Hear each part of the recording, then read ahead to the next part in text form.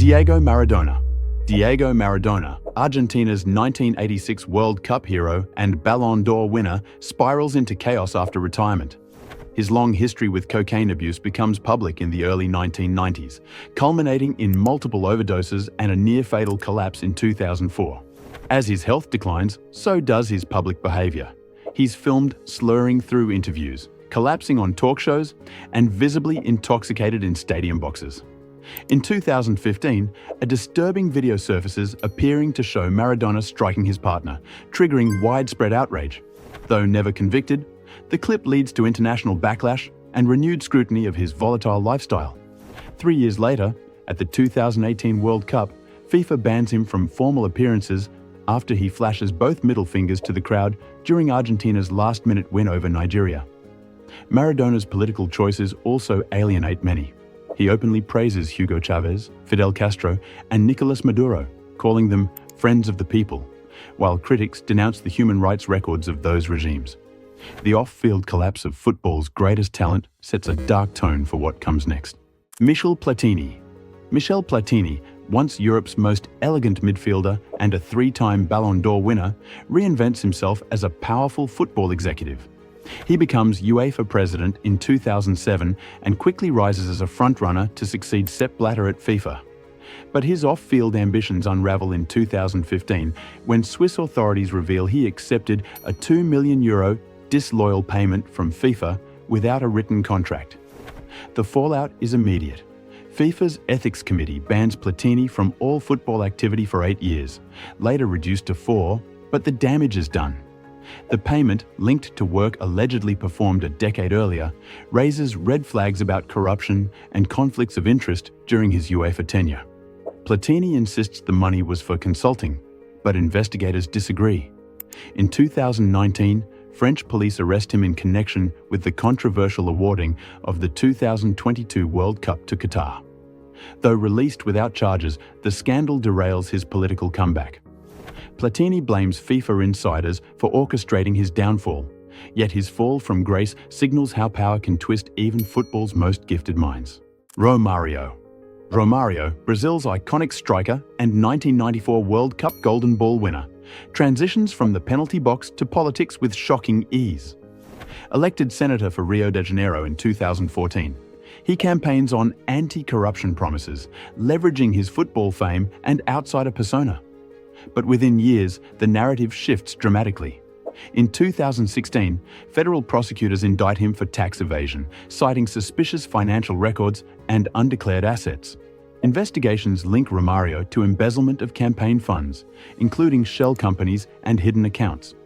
He denies wrongdoing, claiming political persecution, but the evidence builds as audits reveal inconsistent donations and contracts tied to his inner circle. Despite the controversy, Romário continues his political ascent. He publicly praises authoritarian figures and proposes hardline criminal justice reforms, drawing condemnation from rights groups. Once a national hero for humiliating defenders, he now stands accused of manipulating the very democracy he vowed to protect. Lee Hughes.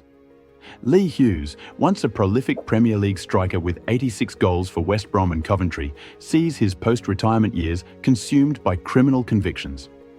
In 2003, he's involved in a fatal car crash after speeding in a Mercedes and fleeing the scene. A passenger in the other vehicle dies, and Hughes is sentenced to 6 years in prison for causing death by dangerous driving, serving just over 3. After his release in 2007, he controversially returns to football, scoring regularly in the lower leagues. But trouble follows. In 2013, Hughes is convicted again, this time for assaulting a man in a nightclub, earning a further community sentence and suspended jail time. The FA responds by quietly barring him from any youth coaching roles, citing safety concerns. Despite a brief attempt to rehab his image, Hughes never sheds the shadow of his convictions. His story becomes a textbook case of talent, eclipsed by reckless decisions and irreversible harm. Adam Johnson.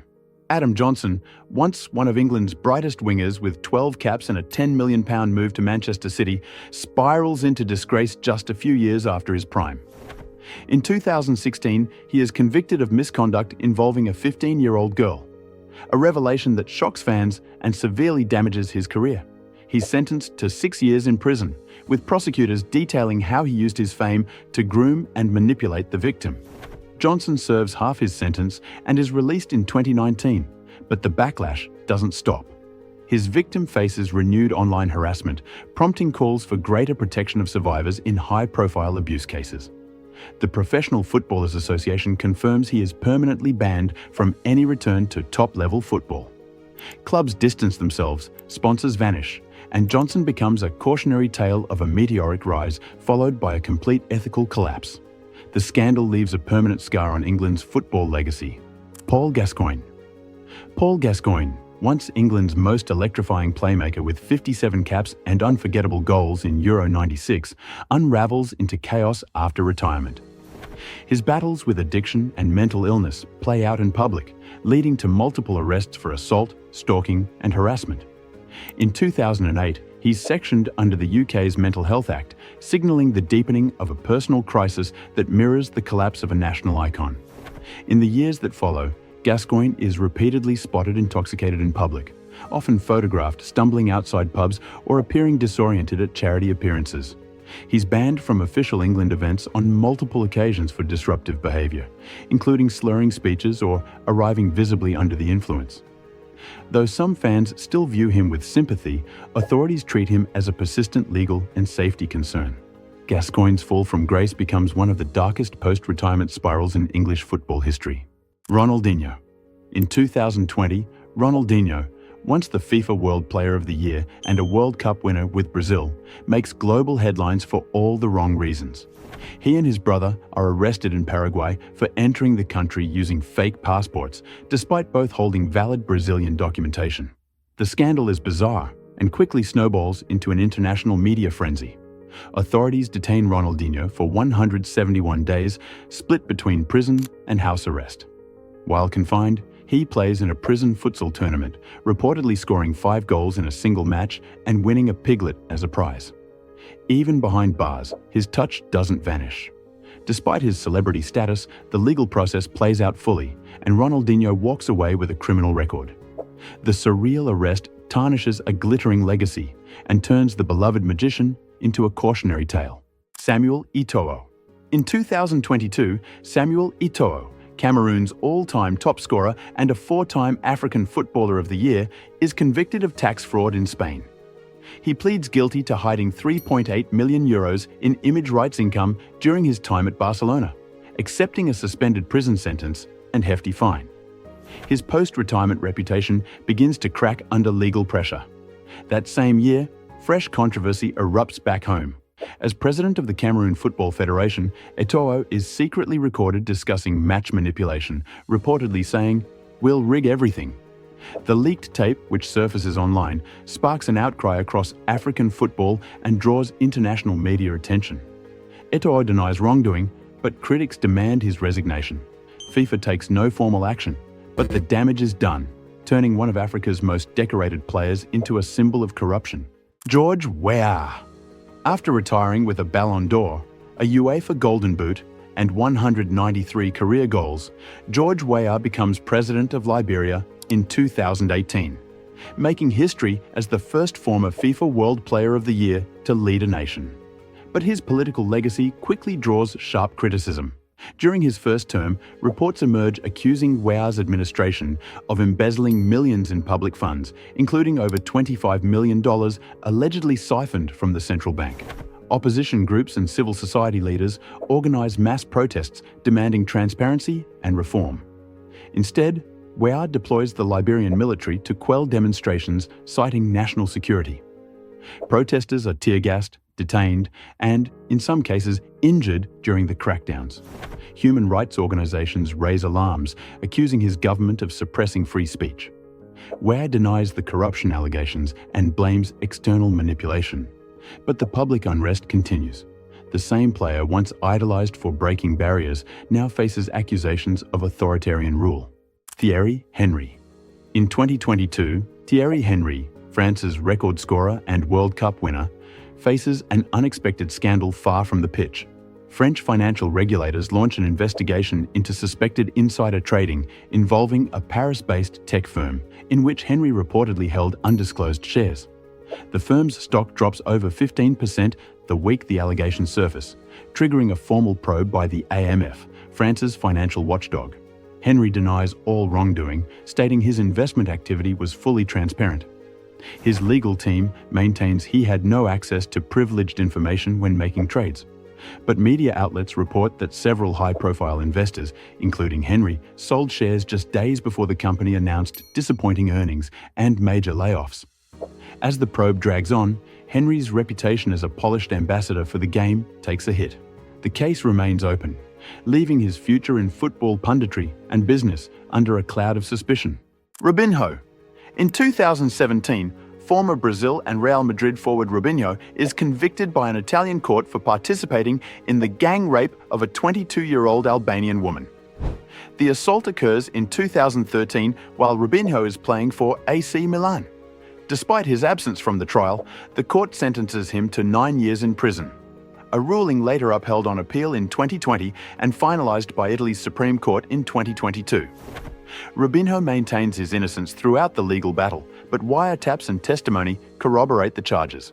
Italy issues an international arrest warrant, though Robinho remains in Brazil, which does not extradite its citizens under domestic law. He's therefore unable to travel to any country with a standing extradition treaty with Italy. Public outcry forces Santos FC to cancel his contract just days after announcing his return in 2020. Sponsors flee, and Robinho effectively disappears from top-level football. The conviction becomes a landmark case for international sports justice and a permanent stain on his legacy. Luis Figo, Ballon d'Or winner and former Portugal captain, finds his post-retirement image clouded by financial controversy. In 2021, leaked documents from the Panama Papers link him to offshore accounts allegedly used for money laundering and tax avoidance. The investigations center on business entities tied to image rights and sponsorship deals routed through tax havens. Around the same time, Figo also faces scrutiny in Spain over potential tax fraud dating back to his playing days at Real Madrid.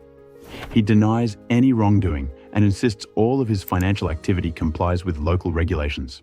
Despite the pressure, no criminal conviction is handed down, and Figo remains active in UEFA and FIFA public relations campaigns.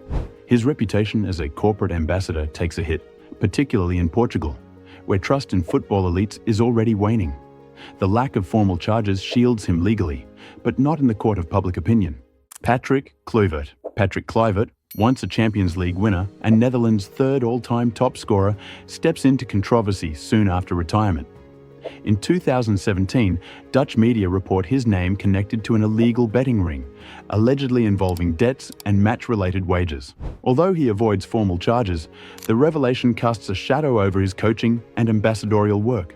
While serving as director of football at Paris Saint-Germain, Kluivert becomes subject to a tax evasion investigation tied to undeclared earnings from image rights. The probe remains unresolved publicly, but PSG parts ways with him quietly after just one season.